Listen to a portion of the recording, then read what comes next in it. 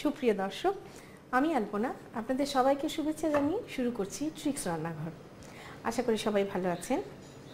আজকে আমি আপনাদের জন্য মজাদার একটা রান্না নিয়ে এসেছি, একেবারে আমাদের দেশীয় গ্রাম বাংলার ঐতিহ্যবাহী একটা রান্না। সেটা হচ্ছে লাউ পাতায় চাপা শুটকির বড়া। সাংঘাতিক মজার। যারা চাপা শুটকি টেস্টটা অ্যাকোয়ার করেছেন তাদের কাছে তো অমৃতর মতন। তো প্রিয় দর্শক, এই লাউ পাতায় চাপা শুটকির বড়াটা তৈরি করার আগে চলুন আমরা একটু দেখে আসি এটা বানাতে কি কি লাগবে। লাউ পাতায় চাপা শুটকি বড়া তৈরি করতে আমাদের লাগবে লাউ পাতা 10-12টি, চাপা শুটকি 4-5টি, শুকনো মরিচ 5-6টি, আধা বাটা পেঁয়াজ 1 কাপ, আধা বাটা রসুন আধা কাপ, সরিষার তেল 3 টেবিল চামচ এবং লবণ স্বাদ মতো। লাউ পাতায় কোনো কিছুর পুর দিতে গেলে লাউ পাতাগুলোকে নরম করে নিলে সেগুলোকে ভাজ করা সহজ হয়। দেখুন, এরকম শক্ত লাউ পাতা ভাজ করলে এগুলো থাকবে না, খুলে যাবে। তার জন্য আপনি হাতে একটু লবণ নিয়ে এর মধ্যে মেখে হাতের মধ্যে ভালো করে রগড়ে নিয়ে এটাকে একেবারে নরম করে কিছুক্ষণ ধরে মেখে রেখে দিন। তারপরে এটাকে ব্যবহার করার আগে আবার ঠান্ডা পানিতে ধুয়ে নিলে এই অতিরিক্ত লবণটা ঝরে যাবে, কিন্তু এটা হয়ে যাবে একেবারে এই রকম নরম এবং যা পুর ভরার জন্য তৈরি। এখন পুরটা আমরা কী দিয়ে তৈরি করব? চাপা শুটকি। এই চাপা শুটকিগুলোকে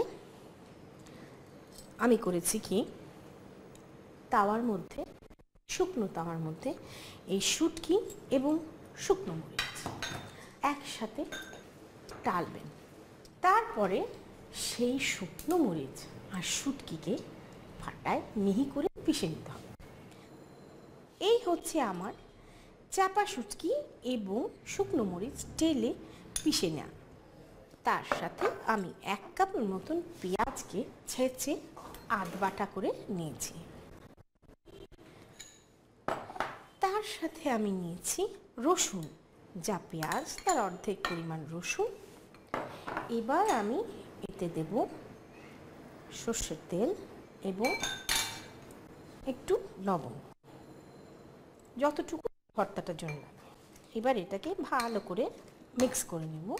আমার কাছে হাতে মাখতেই স্বাচ্ছন্দ্য বেশি। এই তো আমার তৈরি হয়ে গেল পুর। এখন আমি লাউ পাতার ভেতরে পুর ভরবো। এইভাবে নরম করে রাখা পাতায়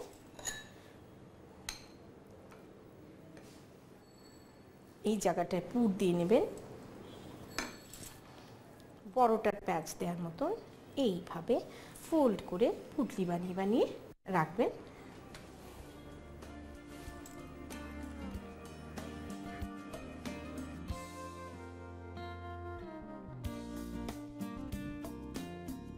তৈরি হয়ে গেল আমাদের বড়া। এখন বড়া তো আর এইভাবে আমরা খেতে পারবো না, কারণ আমাদের শুটকিটা ভাজা হলেও পেঁয়াজ কাঁচামরিচটা তো ভাজা নেই। আমরা খুব বেশি তেল দেবেন না, সামান্য তেল, জাস্ট এই তাওয়াটা একটু ভেজার জন্য ভালো করে তাতিয়ে নিতে হবে, নতুবা বড়াগুলো কিন্তু প্রথম চোটেই ভাজা ভাজা হবে না। আমরা প্রথমে ভাজ করা দিই।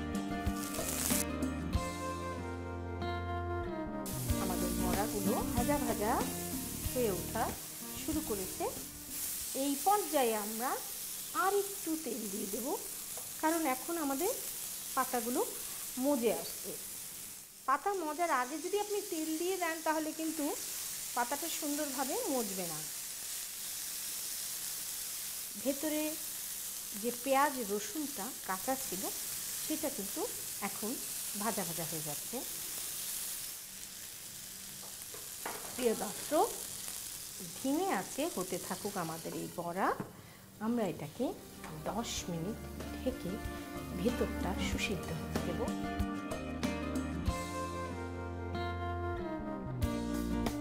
তাহলে আমরা এখন দেখি আমাদের শুটকির বড়ার কি অবস্থা।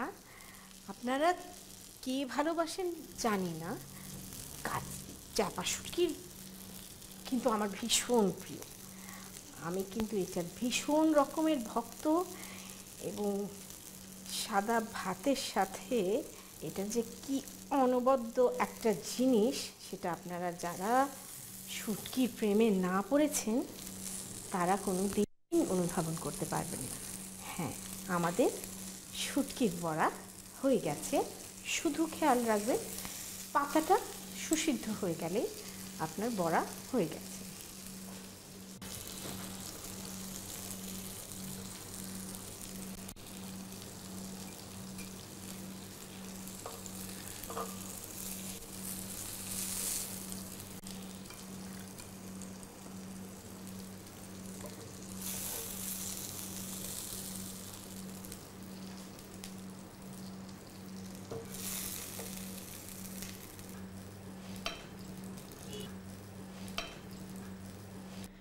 প্রবাসে যারা আছেন, হয়তোবা দেশে থাকতে মায়ের হাতে, দাদির হাতে খেয়েছেন চ্যাপা শুটকির বড়া। এখানে বাঙালি মার্কেটে হয়তোবা কখনো চ্যাপা শুটকিও পেয়ে যান, লাউ শাকও পেয়ে যান, অনেকে তো বাড়িতেই গ্রো করেন, কিন্তু বানাতে জানেন না। এই অনুষ্ঠানটা দেখে অবশ্যই এটা তৈরি করে খান, আবার ফিরে পাবেন সেই আমেজটি।